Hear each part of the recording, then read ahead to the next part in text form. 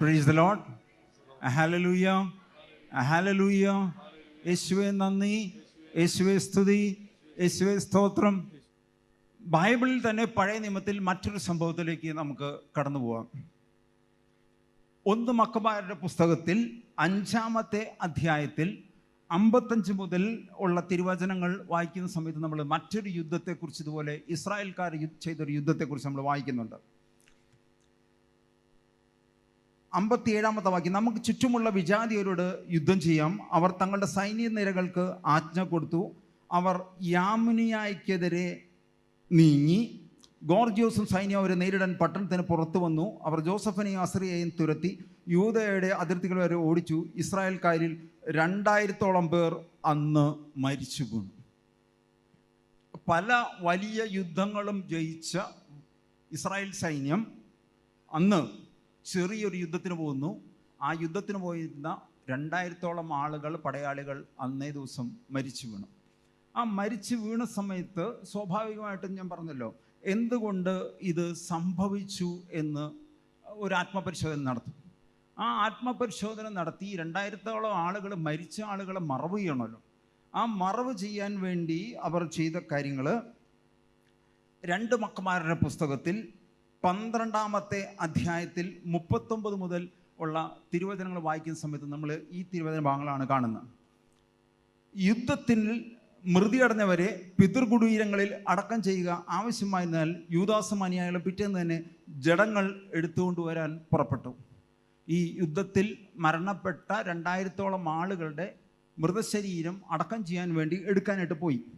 അവർ മൃതദേഹങ്ങളുടെ കുപ്പായങ്ങൾക്കിടയിൽ യാമിനിയായിലെ വിഗ്രഹങ്ങളുടെ ചിഹ്നം ആലേഖനം ചെയ്ത തകിടുകൾ കണ്ടു.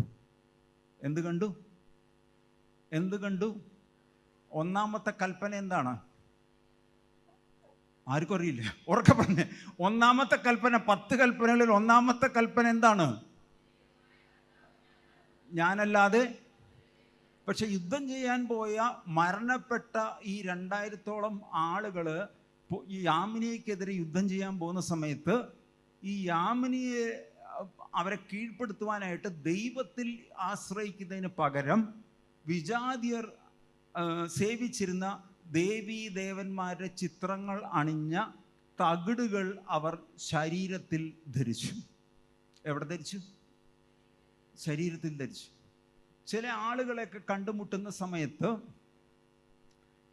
നല്ല ക്രിസ്തീയ വിശ്വാസികളാണെന്ന ചില പറയുന്ന ആളുകൾ, ഞാൻ ഈ അടുത്ത കാലത്ത് ഒരു ജ്വല്ലറി നടത്തുന്ന, തൃശ്ശൂരിൽ തന്നെ ജ്വല്ലറി നടത്തുന്ന ഒരു സഹോദരൻ എന്നോട് ഒരു ആത്മീയ ഉപദേശം തേടാൻ വേണ്ടി വന്നിട്ടുണ്ടായി. അപ്പോൾ പറഞ്ഞു, ബിസിനസ്സൊക്കെ ഇപ്പോൾ വളരെ മോശമാണ്. ബിസിനസ് മോശമാണെന്ന സമയത്ത് ഞാൻ വെറുതെ അദ്ദേഹത്തിൻ്റെ കൈകളിലേക്ക് നോക്കിയതാണ്. അപ്പോൾ ഒരു 9 കല്ലുകളുള്ള ഒരു മോതിരം അണിഞ്ഞിട്ടുണ്ട്. അപ്പോൾ ഞാൻ ചോദിച്ചു, ഇതെന്താണെന്ന് ചോദിച്ചു. അപ്പോൾ പറഞ്ഞു, അത് നിങ്ങൾക്കറിയില്ല. അപ്പോൾ ഞാൻ പറഞ്ഞു, അത്യാവശ്യം കാര്യങ്ങളൊക്കെ അറിയാം, നിങ്ങളിത് എന്താണെന്നൊന്ന് പറഞ്ഞാൽ മതി. പറഞ്ഞു, ഇത് നവരത്ന മോതിരമാണ്, നവരത്ന കല്ലുകളുള്ള മോതിരമാണ്. അപ്പോൾ ഞാൻ ചോദിച്ചത്, എന്തിനാ ഈ നവരത്ന കല്ലുകളുള്ള മോതിരം ഇട്ടിരിക്കുന്നത്? അപ്പോൾ പറഞ്ഞു, അത് ഞങ്ങളുടെ PDAയിൽ ഒരു ജെമ്മോളജിസ്റ്റ് എന്ന് പറഞ്ഞൊരാളുണ്ട്. ഒരാൾ ഏത് തരം രത്നമാണ് അല്ലെങ്കിൽ വൈരമാണ് ധരിക്കേണ്ടതെന്ന് പറയുന്ന ആ കാര്യത്തിൽ പഠനം നടത്തിയിട്ടുള്ള ഒരാളുണ്ട്. കടയിലെ ബിസിനസ്സൊക്കെ മോശമായി കഴിഞ്ഞപ്പോൾ എന്നോട് പറഞ്ഞു, കടയിൽ വിൽക്കാൻ വെച്ചിട്ടുള്ള തന്നെ സാധനമാണ്, ഇതെടുത്ത് ധരിച്ചോളാൻ പറഞ്ഞു. അപ്പോൾ അന്ന് മുതൽ ഇത് ധരിക്കുന്നുണ്ട്. അപ്പോൾ ഞാൻ ചോദിച്ചത്, ധരിച്ചിട്ട് എന്തെങ്കിലും പ്രത്യേകത എന്തെങ്കിലും ഉണ്ടോ? കച്ചവടം കൂടുകയോ അല്ലെങ്കിൽ നഷ്ടപ്പെട്ടു പോയ സാമ്പത്തിക ശേഷി വീണ്ടും കിട്ടുകയൊക്കെ ചെയ്തോ? പറഞ്ഞ, ആദ്യമൊക്കെ കുറച്ച് ദിവസമൊക്കെ ഒരു അനക്കുണ്ടായിരുന്നു, ഇപ്പോൾ വീണ്ടും പഴയതിലും, ബാക്കി പറഞ്ഞേ, പഴയതിലും മോശമായി, അതിനെ സംഭവിച്ചു. അപ്പം നവരത്നക്കൽ മോതിരം വെച്ചിരിക്കുകയാണ്. എന്തിനു വേണ്ടിയിട്ടാണ്? കച്ചവടം ക്ഷീണിച്ചു. ജ്വല്ലറിയാണ്. കച്ചവടം ക്ഷീണിച്ചു കഴിഞ്ഞപ്പോൾ അത് തിരിച്ചു പിടിക്കാൻ കണ്ട മാർഗം പ്രാർത്ഥന എത്തിക്കുകയല്ല, ഉപവസിക്കുകയല്ല, ദൈവത്തോട് ആലോചന ചോദിക്കുകയല്ല, അല്ലെങ്കിൽ സ്വയം എന്തെങ്കിലും തിരുത്തലുകൾ വരുത്തുകയല്ല ചെയ്തത്. പകരം കടയിൽ തന്നെ ഉള്ള, ഇപ്പോൾ കടയിൽ ആരെങ്കിലും മോതിരോ വയ്യക്കല്ലൊക്കെ മേടിക്കാൻ വരുന്ന സമയത്ത് ഏത് ജന്മനക്ഷത്രം, എനിക്കതിൻ്റെ സാങ്കേതിക വിദ്യ കറക്റ്റ് അറിയില്ല, ഏത് നാളിലാണോ ജനിച്ചിരിക്കുന്നത് ആ നാളിൽപ്പെട്ട ആളുകൾ ഇന്ന തരത്തിലുള്ള ചില വൈരക്കല്ലുകളും മുത്തുകളൊക്കെ ധരിക്കുന്നത് അവർക്ക് അത് നന്മയായി ഭവിക്കും എന്നാണ് പറയുന്നത്. അയാളുടെ പേരാണ് ജെമ്മോളജിസ്റ്റ് എന്നാണ് ഇയാളുടെ പേര്. ഇത് കേട്ടിട്ടുള്ള ആളുകൾ ആരെങ്കിലും ഉണ്ടെങ്കിൽ കൈ ഉയർത്തി. ജെമ്മോളജിസ്റ്റ്, എല്ലാവരും കേട്ട ആളുകളാണ്. ആവശ്യമില്ലാത്ത കാര്യങ്ങളൊക്കെ കൃത്യമായിട്ട് കേൾക്കും, ആവശ്യമുള്ളതാണ് നമ്മൾ കേൾക്കാതെ പോകുന്നത്. അപ്പോൾ എന്തായാലും ഈ ജെമ്മോളജിസ്റ്റ് പറഞ്ഞതാണ് ഈ നവരത്ന മോതിരം അണിയാനായിട്ട്. ആ മോതിരം അണിഞ്ഞു. ഇപ്പോൾ കച്ചവടം വളരെ മോശമായി. ആ മോശമായി കഴിഞ്ഞപ്പോൾ പ്രാർത്ഥനയ്ക്ക് വേണ്ടി ഒരു ആത്മീയ ഉപദേശത്തിനുണ്ട്. ഞാൻ പറഞ്ഞു ആദ്യം തന്നെ ഇതങ്ങ് ഊരി വയ്ക്കുക, അത് കഴിഞ്ഞിട്ട് നമുക്ക് അടുത്ത കാര്യം സംസാരിക്കാം. അല്ല, അത് ഊരിക്കഴിഞ്ഞാൽ ഭയങ്കര പ്രശ്നമാവും. ഞാൻ പറഞ്ഞു പ്രശ്നമെന്ന് ഞാൻ ചോദിച്ചു, നിങ്ങൾ കർത്താവിലാണോ ആശ്രയിക്കുന്നത്, തിരുവചനങ്ങളിലാണോ ആശ്രയിക്കുന്നത്, അതോ ഈ ജെമ്മോളജിസ്റ്റിനെയാണോ വിശ്വസിക്കുന്നത്? ഇപ്പോൾ ഈ ജെമ്മോളജിസ്റ്റ് എന്ന് പറഞ്ഞ ആൾ രാവിലെ എഴുന്നേറ്റ് അമ്പലത്തിൽ പോയി പൂജയൊക്കെ നടത്തി അയാളുടെ വിശ്വാസം അനുസരിച്ചുള്ള കാര്യങ്ങളൊക്കെ ചെയ്ത് മേത്ത് കളഭം, ഇവിടെ കുറി, ഇവിടെ കുറി, ഇവിടെ കുറി, ഇവിടെ കുറി, ദേഹത്ത് ചരടും ഇതൊക്കെ കെട്ടിയിട്ടാണ് ഇയാൾ വരുന്നത്. അയാളുടെ വിശ്വാസം അനുസരിച്ച്. അപ്പോൾ എന്ത് ആണ് ഈ അയാളിൽ നിന്ന് ഈ വ്യാപാരിയിലേക്ക് പകരപ്പെടുന്നത്? എന്താ പകരപ്പെടുന്നത്? നന്മയാണോ തിന്മയാണോ? ദൈവവിശ്വാസമാണോ അല്ലെങ്കിൽ തെറ്റായ വിശ്വാസമാണോ? തെറ്റായ വിശ്വാസങ്ങളിലേക്ക് കടന്നു വരുന്നു. അങ്ങനെ ദൈവത്തെ നിഷേധിക്കുന്നവർക്കും തള്ളിപ്പറയുന്നവർക്ക് ദൈവം നൽകുന്ന കൃപകളും വരങ്ങളും അനുഗ്രഹങ്ങളും ലഭിക്കുമോ? ലഭിക്കുമോ? പകുതി ആളും മിണ്ടുന്നില്ല. ലഭിക്കുമോ? ദൈവം നിങ്ങളെ അനുഗ്രഹിക്കട്ടെ. എന്തായാലും ഇത് തന്നെയാണ് ഇവിടെയും സംഭവിച്ചത്. അവർ മൃതദേഹങ്ങളുടെ കുപ്പായങ്ങൾക്കിടയിൽ യാമിനിയായിലെ വിഗ്രഹങ്ങളുടെ ചിഹ്നം ആലേഖനം ചെയ്ത തകിടുകൾ കണ്ടു. യഹൂദർക്ക് ഇത് ധരിക്കുക നിഷിദ്ധമായിരുന്നു. യഹൂദർക്ക് ഇത് ധരിക്കുക നിഷിദ്ധമായിരുന്നു. കത്തോലിക്കർക്ക് ഇത് ധരിക്കുന്നത് എന്താണ്? ഇതെന്താണ്? നിഷിദ്ധമാണോ? ഉറക്കെ പറഞ്ഞേ, നിഷിദ്ധമാണോ? ഒന്നും കൂടെ പറഞ്ഞേ. നിഷിദ്ധമാണ്. ഇവർ മരിക്കാൻ കാരണം ഇതാണെന്ന് ഏവർക്കും വ്യക്തമായി. എന്ന് പറഞ്ഞു കഴിഞ്ഞാൽ ഈ 2000 പേരും മരിക്കാനുള്ള കാരണം എന്താണ്? യാമിനിയായിലെ അവരുടെ ദേവീദേവന്മാരുടെ ചിഹ്നങ്ങൾ ആലേഖനം ചെയ്ത തകിടുകൾ ശരീരത്തിൽ വെച്ച് കെട്ടി യാമിനിയക്കാർക്കെതിരെ യുദ്ധം ചെയ്യാൻ പോയി. അവരുടെ ദേവീദേവന്മാരുടെ വിഗ്രഹങ്ങൾ ആലേഖനം ചെയ്ത തകിടുകൾ സ്വന്തം ശരീരത്തിൽ വെച്ച് കെട്ടി അവർക്കെതിരെ യുദ്ധം ചെയ്യാനായിട്ട് പുറപ്പെടുകയും ആ യുദ്ധത്തിൽ അവർ പരാജയപ്പെടുകയും ചെയ്തു. Price the Lord, hallelujah. നമ്മുടെ ഇടയിലുള്ള പല ആളുകളുടെയും ഒരു പ്രശ്നം ഇതാണ്. നമ്മൾ പ്രാർത്ഥിക്കുന്നു, ആ പ്രാർത്ഥിച്ചു കഴിയുമ്പോൾ നമുക്ക് ചിലപ്പോൾ ചില കാര്യങ്ങൾ നടക്കുന്നില്ല, ചില കാര്യങ്ങൾ നടക്കും. നടക്കാതെ വരുന്ന സമയത്ത് ആത്മീയ മേഖലയിലും ഇത് തന്നെയാണ് സംഭവിക്കുന്നത്. ഏതെങ്കിലും ഒരു ധ്യാന കേന്ദ്രത്തിൽ പോയി പ്രാർത്ഥിക്കുന്നു, ആ പ്രാർത്ഥിച്ചു കഴിഞ്ഞിട്ട് ചിലപ്പോൾ ആ കാര്യം നടക്കും, ചിലപ്പോൾ നടക്കില്ല. നടന്നില്ലെങ്കിൽ എന്തു ചെയ്യും? പിന്നെ ആ ധ്യാന കേന്ദ്രത്തിൽ പോവില്ല, പിന്നെ അടുത്ത ധ്യാന കേന്ദ്രത്തിൽ പോകും. ഭക്തന്മാരുടെ കാര്യമാണ് പറഞ്ഞ കേട്ടോ, എല്ലാവരും അങ്ങനെയല്ല.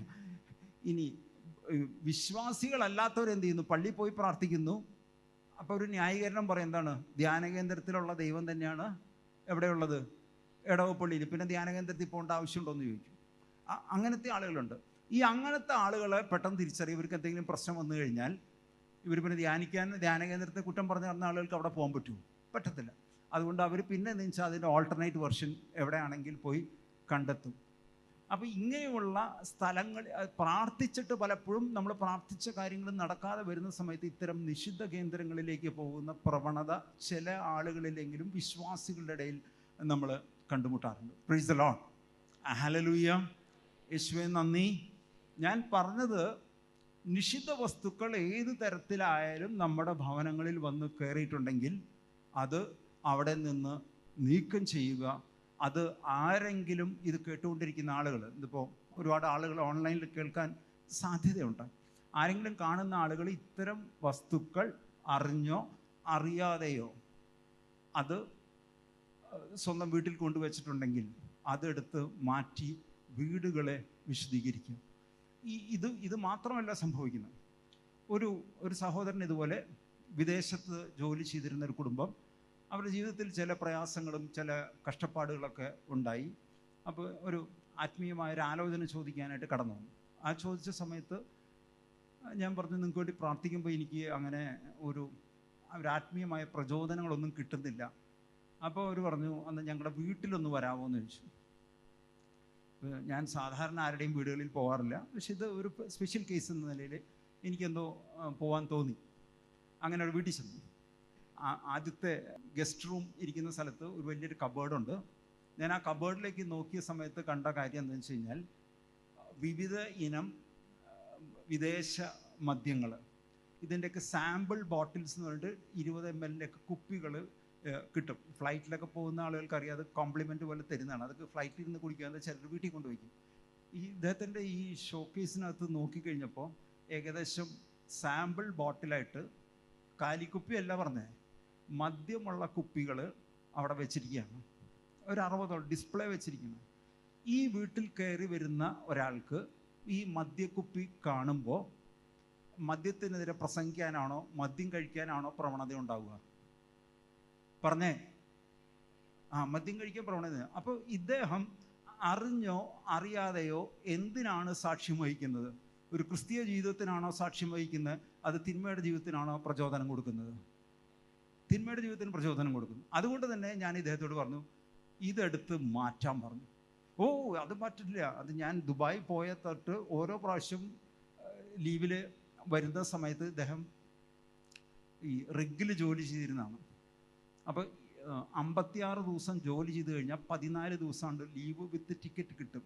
അപ്പോൾ ഓരോ പ്രാവശ്യം വരുമ്പോൾ കൊണ്ടുവന്ന്, അങ്ങനെ 30 വർഷത്തോളം വിദേശത്ത് ജോലി ചെയ്തപ്പോൾ നടത്തിയ 60ഓളം യാത്രകളിൽ കിട്ടിയ കോംപ്ലൈൻറ്റ് പോലെ കിട്ടിയതും ഒക്കെ കൊണ്ട് ഇങ്ങനെ വെച്ചിരിക്കുകയാണ്. അപ്പോൾ ഇതിൽ ഇദ്ദേഹം സന്തോഷം കണ്ടെത്തണം. അപ്പോൾ ഞാൻ പറഞ്ഞു, ഇതിങ്ങനെ വെക്കില്ലാണ്ട് കുടിക്കുമെന്ന് വെച്ചു. അല്ല, കുടിക്കാനുള്ളത് ഞാൻ വേറെ കൊണ്ടുവരും, ഇത് ഏത് ബ്രാൻഡ് അടിക്കണമെന്ന് തോന്നാൻ വേണ്ടിയിട്ടാണ് വെച്ചിരിക്കുന്നത്. പല പല ബ്രാൻഡുകൾ, ഏതൊക്കെ ബ്രാൻഡ് ഞാൻ കുടിച്ചിട്ടുണ്ടെന്ന് എനിക്കൊന്ന് ഓർക്കാൻ. വരുമ്പോൾ ഒരാൾക്ക് എന്തോ 2 ലിറ്റർ കൊണ്ടുവരാമെന്ന് എന്തോ നിയമമുണ്ട്, എനിക്ക് കൃത്യമായിട്ട് അറിയില്ല. അപ്പോൾ അതുകൊണ്ട് ഞാൻ ഏതൊക്കെ ബ്രാൻഡ് അടിച്ചിട്ടുണ്ടെന്ന് എനിക്കൊരു ഓർമ്മ കിട്ടാൻ വേണ്ടിയിട്ടും ആ അടിച്ചതിൻ്റെ ഒരു ഓർമ്മ കിട്ടാൻ വേണ്ടിയിട്ട് എന്ത് ചെയ്തിരിക്കുന്നത്, ഈ 60 സാമ്പിൾ ബോട്ടിൽ വീട്ടിൽ വെച്ചിരിക്കുന്നു. അപ്പോൾ ഞാൻ ഇദ്ദേഹത്തോട് പറഞ്ഞു, എനിക്ക് പ്രാർത്ഥിക്കുമ്പോൾ നിങ്ങളിതൊക്കെ എടുത്ത് മാറ്റുന്നതാണ് നിങ്ങൾക്ക് നല്ലത്. ഈ നിഷിദ്ധ വസ്തു നിങ്ങളുടെ ഭവനത്തിലിരിക്കുന്നതുകൊണ്ട് നിങ്ങൾക്ക് ലഭിക്കേണ്ട അനുഗ്രഹം തടസ്സപ്പെടുന്നു. അതുകൊണ്ട് ഈ നിഷിദ്ധ വസ്തുക്കൾ നിങ്ങൾ ഈ ഭവനത്തിൽ നിന്ന് എടുത്ത് മാറ്റിക്കഴിഞ്ഞാൽ നിങ്ങളുടെ ഭവനം ഒരു അനുഗ്രഹീത ഭവനമായി മാറും. Price the Lord. ഹല്ലേലൂയ. യേശുവേ നന്ദി. അപ്പോൾ ഇത് അദ്ദേഹത്തിന് ഉൾക്കൊള്ളുവാൻ വളരെ പ്രയാസമായിരുന്നു. ഞാൻ പറഞ്ഞു, ഇതിൽ നിർബന്ധമൊന്നുമില്ല, നിങ്ങൾക്ക് ദൈവാനുഗ്രഹം ആകണമെങ്കിൽ ദൈവത്തിന് സാക്ഷ്യം വഹിക്കുക.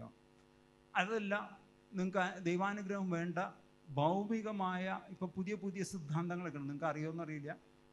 ന്യൂ ഏജ്, യൂണിവേഴ്സൽ എനർജി എന്നൊക്കെ പറഞ്ഞിട്ട് പല പല സിദ്ധാന്തങ്ങൾ പുതിയത് വന്നുകൊണ്ടിരിക്കുകയാണ്. അപ്പോൾ ഇങ്ങനത്തെ വല്ല സംഭവങ്ങളുമായി ബന്ധപ്പെട്ടിട്ട് നിങ്ങൾക്ക് ചിലപ്പോൾ അനുഗ്രഹം കിട്ടാതിരിക്കാം, ഒന്നും പറയാൻ പറ്റില്ലല്ലോ.